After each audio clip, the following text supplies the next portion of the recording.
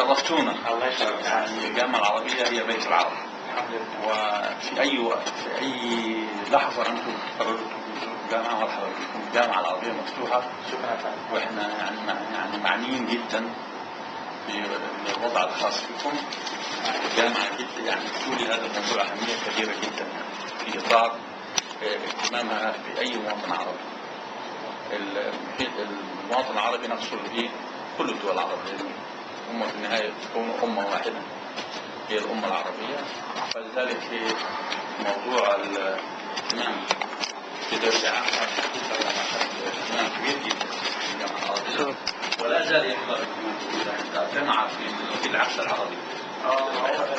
وأيضا الميثاق العربي لحقوق الإنسان، يعني الدول العربية تضع أول وثيقة عربية لحقوق الإنسان في الوطن العربي، وهي بالمناسبة هي الوثيقة العربية الوحيدة لحقوق الإنسان. يعني المقصود بالوثيقة العربية للحقوق الوحيدة هو أنه هي دي الوثيقة الوحيدة اللي صادرة من كافة الدول العربية. طبعا في كل دولة عندها وثائق خاصة بحقوق الإنسان، عندها الدستور، وعندها تعرف أول حاجة يعني أول حقوق الإنسان دائما متضمنة في الدستور يعني. وعندها أيضا يعني في دول كثيرة عملت سواء يعني اللوائح الداخلية أو قوانين أو أنظمة تنظم حقوق الإنسان، لكن هذه كل دولة على حدة. إنما دي أول وثيقة صادرة من 22 دولة عربية، هو الميثاق العربي لحقوق الإنسان اللي صدر من الملوك والرؤساء العرب. ده يعني لأول مرة تصدر وثيقة قانونية. هذه وثيقة تختلف عن كل الوثائق لأنها قانونية ملزمة لأي دولة تصادق على الميثاق. والآن حتى الآن يعني حوالي 12 دولة عربية صادقوا على الميثاق. أنا كان لي شرف في زيارة الميثاق اللي انتهينا منه الحقيقة في يناير 2004، ثم رفعناه. كانت لجنة عربية دائما لحقوق الإنسان اللي كنت أنا مولي مدير للدرجة ورفعناه إلى الوزارة العربية ثم إلى الرؤساء والملوك العرب اللي هم أصدروه في سنة 2007. أنا الميثاق أنا يعني أتمنى يحضر كثير لأن الحقيقة مع الأسف العرب لم يقرأوا الميثاق العربي بدون تحديد في باب خاص للأوقاع. أنا يعني أتمنى أن يتقرأوا معي المصرح معي وهو يعني هو طبعا ممكن حتى أعطيكم الآن والحمد لله أن أنا لي شرف في سيرة الميثاق ده. يعني لأهميته الأمم المتحدة ترجمته، المفوضية السامية لحقوق الإنسان ترجمته، وإحنا طبعناها باللغة الإنجليزية والفرنسية. تفضل.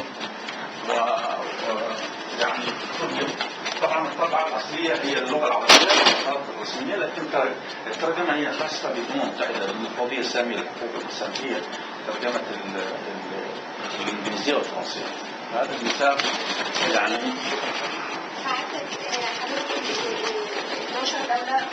وقع صادقت عليه. المهم في هذا هو التصديق وليس التوقيع، لأنه كما تعلمون أن التوقيع غير ملزم، الذي يلزم الدولة هو التصديق. يعني مع الأسف لا وقعت مصر وقعت ولم تصدق. يعني المفروض يعني حسب ما جرت العادة أن التوقيع هو تمهيد للتصديق.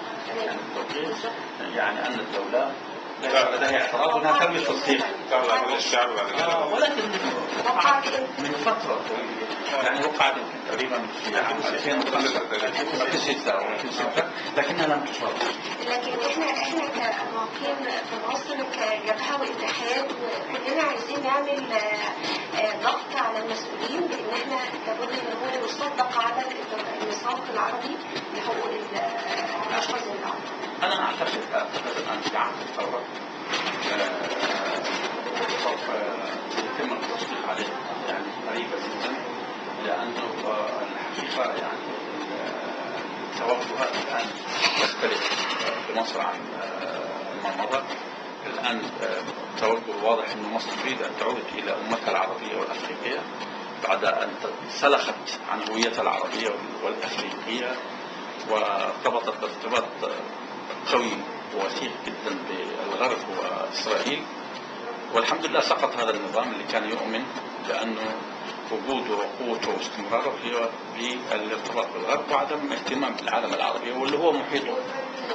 فمعروف تاريخيا أن لا يعني تستطيع حتى لو لديك القوة أن تستمر فترة، لكن لا يمكن تستمر فترة طويلة إذا تحديت حقائق الجغرافيا والتاريخ. ومع الأسف مصر خلال 40 سنة ولا أقول 30 سنة يعني ما قبل مبارك، يعني بعد وفاة عبد الناصر تحديدا، مصر اللي جاءوا بعد كده بعد عبد الناصر هم تحدوا وتجاهلوا حقائق الجغرافيا والتاريخ. حقائق الجغرافيا والتاريخ لا تستطيع أن تتجاهلها، أنت جزء من هذه الأمة محيطك معها. في حقائق الجغرافيا والتاريخ اللي العظيم محمد علي عرف قيمتها، ولذلك هو الذي أنشأ دولة في مصر، عرف قيمة هذه الحقائق حقائق الجغرافيا والتاريخ. ولذلك كانت مصر في عهد دولة قوية وعظيمة، لأنه كان ذكي وكان هو إسراء واسعة وثامنة في عهد محمد علي مؤسس الدولة في مصر، وعرف معنى حقائق الجغرافيا والتاريخ فصنع الدولة واستفاد من حقائق الجغرافيا والتاريخ، لأنه ربط مصر بأمتها المحيطها الطبيعي، ربطها بمحيطها الطبيعي، فكانت دولة عظيمة. أيضا جمال عبد الناصر على نفس الخط كان يعرف تماما معنى الحقائق الجغرافيا والتاريخ، لكن مع الأسف بعد وفاته كانت التأثير مع الأسف الشديد هو عدم الارتباط. حتى أفريقيا خسرتها بعد ما كانت لا تستطيع أن تخسر لا العرب ولا أفريقيا، لأن ده محيطك الطبيعي. يعني كيف أردت أن تعيش وتعمل علاقة مع شخص مثلا بعيد عنك ولا تقيمها مع جارك؟ يعني إذا تريد أن الآخر البعيد يحترمك يجب أولا أن تكون علاقتك ممتازة مع جارك، لأنه جارك هو اللي يحميك وأنت تحميه، أنت تحميك مثله أمن بعضكم البعض. فأنا بعتقد إنه الآن سوف في إطار عودة مصر إلى جزء العربي والطبيعي إلى الأمور الطبيعية. يعني كانت وضع غير طبيعي خلال 40 سنة، ده وضع غير طبيعي، لأنه نقطع مع كل العربي كفاية علينا أمريكا، هذا طبعا وضع غير طبيعي. نعم. احنا قابلنا الدكتور عصام شرف اول يوم رمضان، هو اللي طلب مقابلتنا كجبهه وطنيه بعد ما طلع في التلفزيون وقلنا المعاقين مش واخدين حقهم، فاحنا عرضنا عليه على ست مسوده مشروع المجلس الاعلى، فهو طلب مننا اعداد المسوده دي. فهل سنجد من البيت العربي وبيت الامه على راسهم السفير محمود راشد تدعيم لنا وجانب المعاقين الموجودين في مصر اللي مش لاقيين اي حقوق؟ طبعا نحن كل ما نستطيع كل ما يمكن لنا ان نفعله سوف نفعله، لانه نحن نؤمن اي فئه واي جانب واي جزء في هذه الامه هو جزء من الجسد الكبير. وهذا شيء يعني حتى الدستور المصري يقول انه مصر هي الشعب المصري هو جزء من الامه العظيمه. ده دستور يعني فمن خالف ذا هو الحقيقه لم يخالف بس الحقائق الجغرافيا والتاريخ، خالف حتى الدستور المصري. يعني اذا اردت انت ان تطير وتحلق وتفعل عليك ان تلغي الدستور، وعليك ان لا تحترم الدستور، وعليك ان لا تحترم حقائق الجغرافيا والتاريخ. فانا عاوز اقول لك انه انا متفائل جدا في اللغه اللي ماشيه الان، يعني اللي وحي المسرح اللي موجوده الان توجه تأكيد الثورة المباركة ثورة 25 يناير اللي أسقطت هذا الوضع أو هذا النظام اللي الآن طبعا أنا لا أستطيع أن أقول أنه هو في المحكمة الآن، المحاكم سوف تقوم عليها، إنما ثورة 25 يناير عازمة كما يبدو لي أن تعيد مصر إلى محيطها العربي إلى محيطها الطبيعي، وأنا متفائل جدا، وأنا أعتقد الآن سوف يتم التصديق عليه. لأنه خلي بالك في بعض ما قيل يعني من الأسباب، وهذا مش رأيي لكن بعض ما قيل من أسباب عدم تصديق نظام مبارك على هذا الميثاق حتى لا يغضب إسرائيل، لأن الميثاق ده يدين إسرائيل.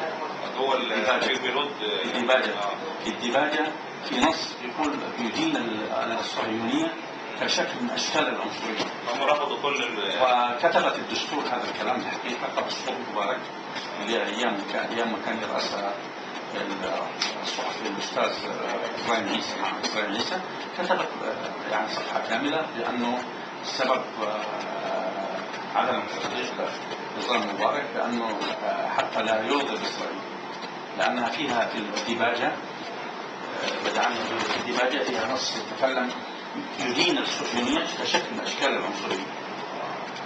هذا النص يبدو وحسب ما قال في الدستور وليس كلامي انا لانه هو احد الاسباب التي ادت الى عدم التوثيق، لكن هذا الخوف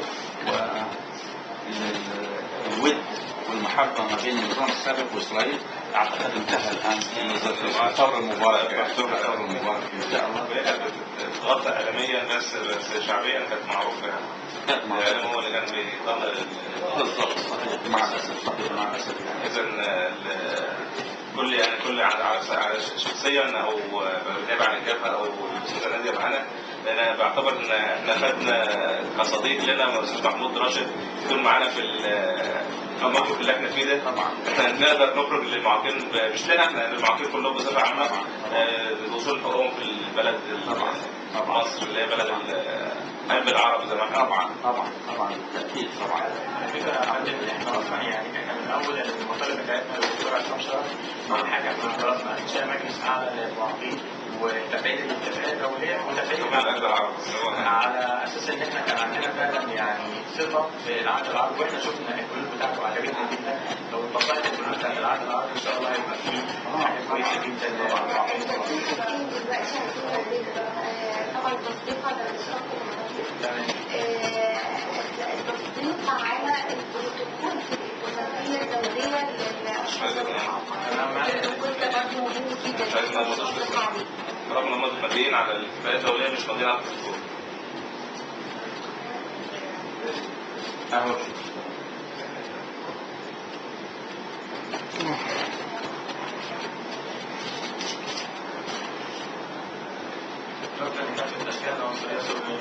ورفض كافة اشكال العنصريه والصهيونيه. تشكل انتهاك لحقوق الانسان. يعني انه ساوى ما بين العنصريه والصهيونيه، وهذه نقطه لما دخل الميثاق الى حيز النفاذ في مارس 2008 لانه المفروض يدخل بعد مصادقه 7 دول، فلما صادق 7 دول ودخل الى حيز النفاذ الامم المتحده رحبت فيه، فاسرائيل او اتباع اسرائيل في الجنايات الصغيره عملوا حمله شديده جدا على الميثاق بسبب هذه لانه دي الوثيقه الوحيده اللي صادره عن الملوك والرؤساء تدين الصهيونيه ادانه صريحه وواضحه. وبالنسبه للعربيه وانا فخور وبتشرف ان انا كنت مشارك في هذا. كله الأول لبنان صادرت، البحرين صادرت، ليبيا صادرت، السعوديه صادرت، الامارات صادرت، البحرين صادرت، الجزائر صادرت، لا مش الكويت، قطر صادرت، السعوديه صادرت، البحرين والكويت صادرت، لا الكويت لا قطر والبحرين والسعوديه والامارات صادرت، والجزائر صادرت عن المثال. كان في رد على عدم تصديق مصر على البروتوكول، كان في رد من مصر او انها بتسوف. لا مو يعني هو الرد العادي اللي يقولوا دائما انه المسألة تاخذ وقت في البرلمان، مع انه في حاجات كثيرة واصعب من كده البرلمان بيصادق عليها خلال 24 ساعة. الموضوع إرادة يعني. التصديق ده لو ياخذ الاجتماع البرلمان خلال 24 ساعة والله لا نستطيع ان نقول، لكن طبعا هو واضح انه ما كانش في إرادة ولا رغبة يعني، لانه انه انت محتاج وقت، مش معقول تاخذ 4 سنوات عشان البرلمان هو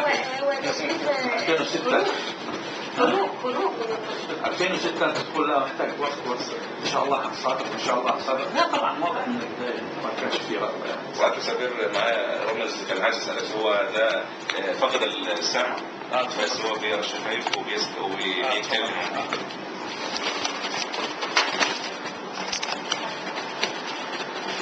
اولا انا بشكر حضرتك على الفرق الجميل ده، وبستمن تفاؤل حضرتك بخصوص فيما بعد الثوره ان احنا ممكن نقدر نسيطر على القوانين الخاصه بنا وتعديل شؤوننا في المجتمع.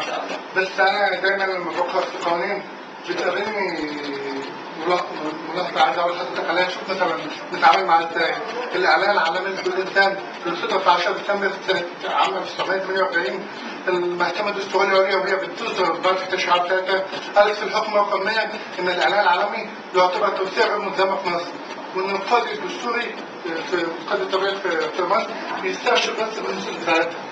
فطبعا لما تم اصدار الاتفاقيه الدوليه استبشرت كل الجهات المعنيه والمطالبين بحقوق المواطنين في مصر بيها، وقالوا ان هي تقدر ان هي تحقق حاجات كتير ما حققهاش في قانون 39. طب دلوقتي حضرتك الاتفاقيه الدوليه لو مصر مثلا ما عززتهاش، طب ازاي نقابل الحكم القانوني بتاع المحكمه الدستوريه؟ هو بيعتبر كل الاتفاقيات غير ملزمه وان احنا بنسترسل بس النصوص بتاعتها في تفسير النص الدستوري. اولا احنا كلنا متفائلين بثوره 25، هي ثوره مباركه وان شاء الله نحن متفائلين بها.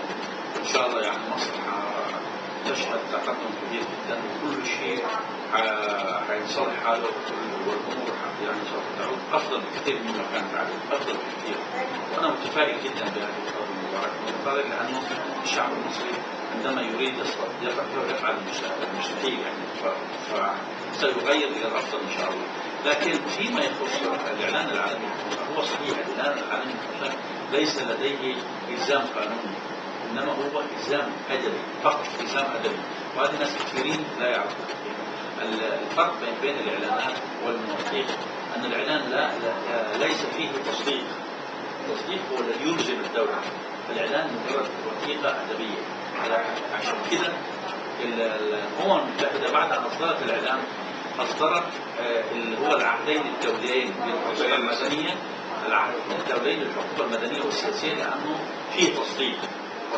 وهو ده الذي يلزم، لانه هم اهم وثيقتين لحقوق الانسان بعد الاعلان هو العهدين الدوليين، العهد الدولي للحقوق المدنيه والسياسيه والعهد الدولي للحقوق الاقتصاديه والاجتماعيه والثقافيه. دول ملزمين لانهم دول يقتضوا انه يجب ان يكون هناك تصديق، يجب ان يكون هناك تصديق.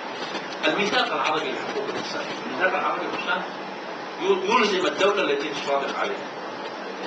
فاذا صادقت عليه الدوله، انت تعرف حسب المبادئ الاساسيه في القانون انه اذا صادقت الدوله على وثيقه تصبح هذه الوثيقه جزء من القوانين الوطنيه، فبالتالي تعطيك الحق انك انت تطالب بالالتزام بالميثاق عن طريق المحكمه. اي محامي ممكن يرفع لك قضيه وتكسب القانون ده لانه دي وثيقه. فانا بعتقد انه المساله تحتاج الى تكثيف الجهود منكم في زياده المطالبه بالتصديق على الميثاق العربي لحقوق الانسان، خصوصا انه يعني مش يعني صعب جدا واحد يتصور انه الميثاق صادر عن الجامعه العربيه، ومصر هي مقر الجامعه العربيه، مقر الجامعه مش فاضي عليه ومش صادق على الميثاق العربي. بطريقه الكلام فهو في حاجات كتير بتقع فبحاول ان انا شكرا يا فندم. انا شعرت حضرتك ان حضرتك مهم جدا بدمج الاشخاص والعرب، فهل في مثلا في برامج جامعه الدول العربيه برامج مصممه لاعداد دبلوماسيين من دول العرب مثلا بحيث ان هم يندمجوا مثلا ويعبروا عن دولتهم في الدول الاخرى؟ لما بشوف مثلا في الدول الاوروبيه اساتذه في الجامعات من دول العرب، فاحنا ما بنشوفش هنا المستقبل. فهو ده يعني احنا تعرف التجاره دي جديده، المجتمع المدني والاتحادات الاخرى، واحنا بنحاول في اطار تطوير العمل بنحاول نشترك مع منظمات المجتمع المدني في طرح افكار ودراستها. يعني كل هذه الافكار ممكن ان نطرحها للدراسه وندرسها ونناقشها. احنا شايفين انه تكاتف الجهود بيننا وبينكم الاتحاد وبين المنظمات ممكن نوصل جميعا الى رؤيه والى اليه اللي تخدم فيها حقوق ذوي الاعاقه، وتستطيع ان تكون دافع ويعني وعامل اساسي في تعزيز حقوق ذوي الاعاقه، في ترسيخ حقوقهم يساعدهم في تسهيل وصولهم على هذه الحقوق. فنحن نأمل إن شاء الله بإذن الله يعني في خلال التعاون معكم نوصل إلى هذه النتيجة إن شاء الله. لا والله انتم شرفتونا في اي وقت والاستاذه كانت موجوده. احنا سعيدين بكم احنا سعيدين بكم جدا وشرفنا بكم في اي وقت يعني تشرفونا.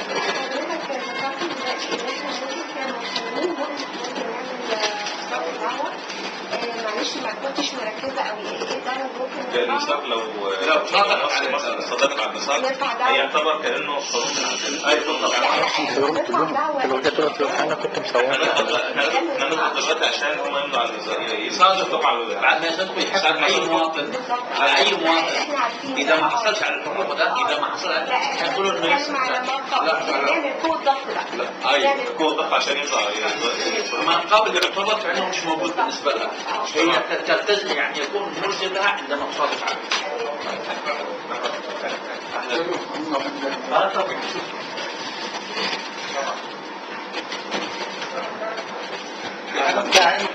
انا بعد على التسجيل والقاء على كلمه حلوه كده في الصرف. يا ابن صوت خد يا رب الكتب بتاعتنا كلها اسم الرب كلها بيجيب حاجات غريبه.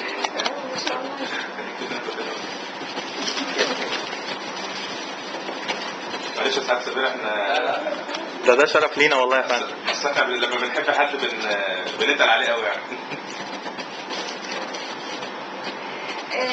يمكن يعني ده بيبقى محاولة ان هم ياخدوا او يعني وانا بعتبر نفسي معاهم جزء من الحقوق اللي دايما كانت مهدرة.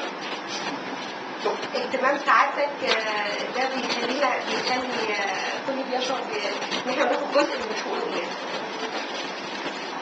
ايه اسمه؟ يوسف مساعد. يوسف مساعد.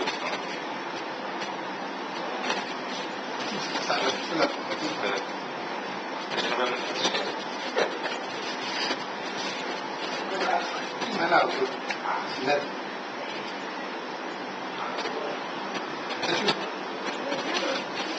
الكتاب بتاعي سامي احمد السيد.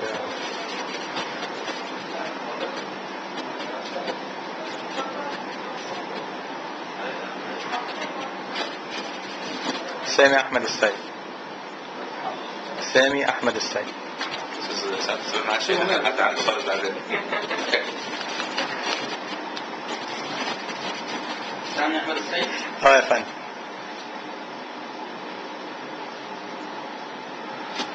على فكرة امضي حضرتك دي وسام على صدري ان شاء الله. ربنا يخليك يا فندم.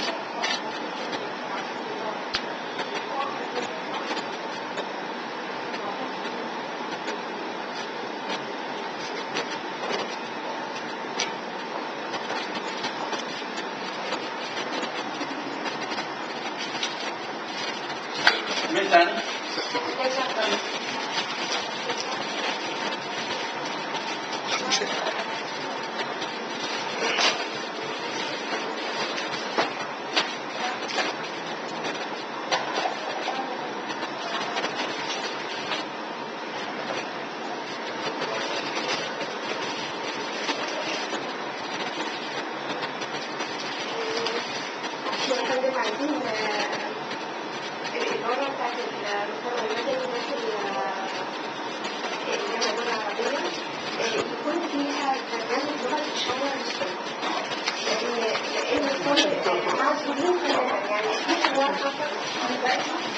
لو الصوت مش موجودين ومفيش او موقف ومفيش تجمع في المهندس شاف النص عن الشارع هي اللي هتمشي. طب خليها تيجي تاني. خليها تنزلها. انا بشكرهم يعني بصراحه لان هم اتاحوا لي الفرصه. بالعكس لا شرفتونا والله شرفتونا.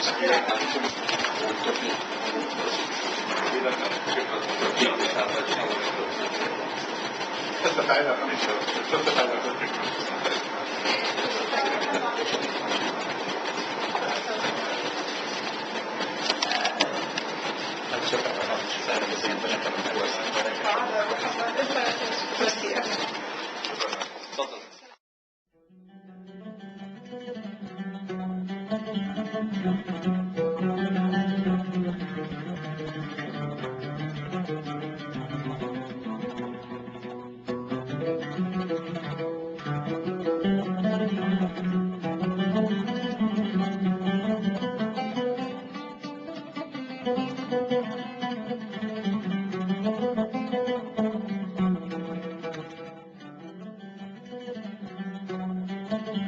Thank you.